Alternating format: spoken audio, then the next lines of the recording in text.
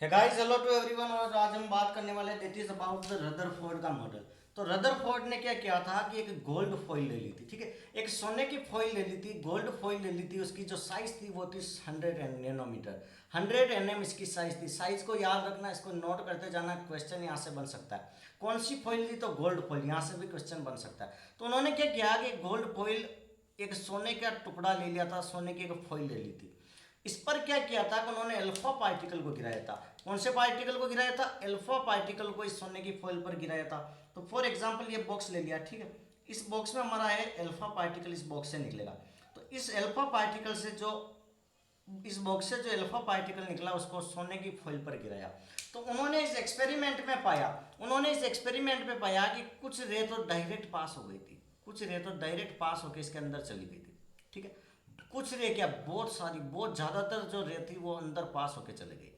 और कुछ रे थी जो इससे क्या हुआ था, डिफ्लेक्ट हो गई थी। समझना, इस कंसेप्ट को ध्यान से समझना। कुछ रे क्या हुई थी, अंदर आई, डिफ्लेक्ट हो गई, ये अंदर आई और डिफ्लेक्ट हो गई, ठीक है। और मैंने बताया कि जो अल्फा पार्टिकल है वो क्या है, पॉजिटिव चार्ज। कंसेप्ट को ध्यान से समझना, जो अल्फा पार्टिकल है वो पॉजिटिव चार्ज, और कुछ अल्फा पार्टिकल जब अंदर इसमें गई फॉइल में, वो टकरा के बाहर निकल गई, ठीक है। ये क्या हो गई कि डिफ्लेक्ट हो गई बाई सम स्मॉल एंगल, ठीक है। ये क्या हो गई थी, डिफ्लेक्ट हो गई। अब देखो, चार्ज की एक प्रॉपर्टी होती है, ध्यान से सुनना। एक चार्ज की प्रॉपर्टी होती है, सेम चार्ज होंगे वो हमेशा रिपील करेंगे, ठीक है।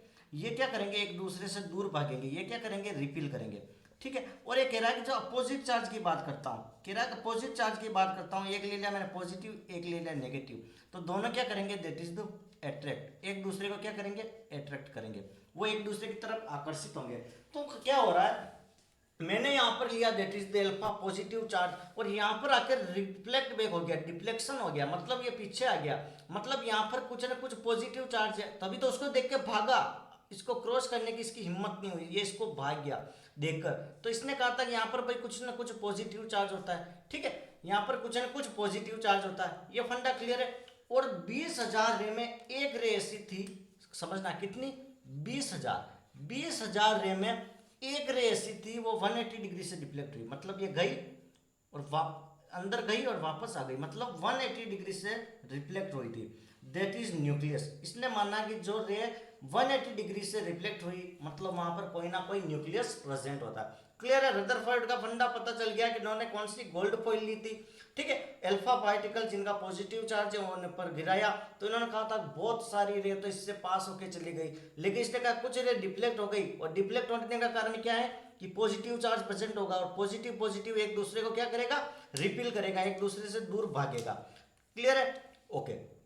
और फिर कहा था कि एक रे ऐसी आई थी कि वो अंदर आई और वापस चली गई, 180 डिग्री पर चली गई, और 180 डिग्री से जा रही है, मतलब वहां पर क्या है, दैट इज द न्यूक्लियस, वहां पर क्या प्रेजेंट है, न्यूक्लियस। तो गोल्ड फॉइल से जो रदरफोर्ड ने पता लगाया था वो सिर्फ न्यूक्लियस का पता लगाया था। इस चीज को ध्यान में रखना, इस चीज को दिमाग में रखना, और यहाँ से आपको क्वेश्चन बनेगा। क्वेश्चन क्या क्या पूछा जाएगा इसको मैं यहाँ पर डिस्कस कर लेता हूँ। देखिए, यहाँ से एक भी नंबर नहीं कटना चाहिए, मेरी अप्रोच यही है, काफी अच्छे कंसेप्ट से पढ़ा रहा हूँ, तो आप अच्छे से पढ़ो, और यहाँ पर कोई भी डाउट नहीं होना चाहिए, कोई भी प्रॉब्लम हो तो आप कमेंट बॉक्स में जरूर लिख लेना।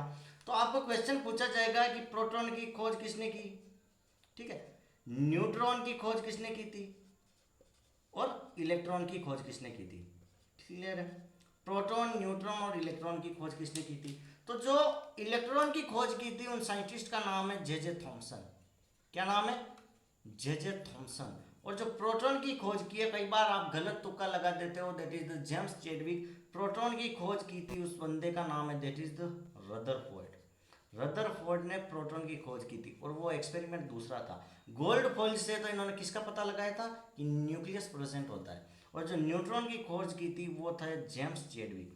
क्लियर है, न्यूट्रॉन की जिसने खोज की थी उनका नाम है that is the James Chadwick, और जेम्स चैडविक ने यहाँ पर न्यूट्रॉन की खोज की थी, ठीक है। तो प्रोटॉन, न्यूट्रॉन, इलेक्ट्रॉन की खोज किसने की, यहाँ पर कई बार क्वेश्चन पूछा जाता है, इसलिए आपको कोई भी डाउट नहीं रखना। सारे कंसेप्ट मैंने क्लियर करवा लिया था कि रदरफोर्ड के मॉडल में क्या हुआ था कि 100 nm 100 नैनोमीटर की एक अपन ने क्या ली थी, गोल्ड फॉइल ली थी, उस पर अपने लाइट स्ट्राइक करवा दी, तो कुछ लाइट चली गई थी, कुछ रिफ्लेक्ट बैक हो गई और एक लाइट 180 से आ गई थी।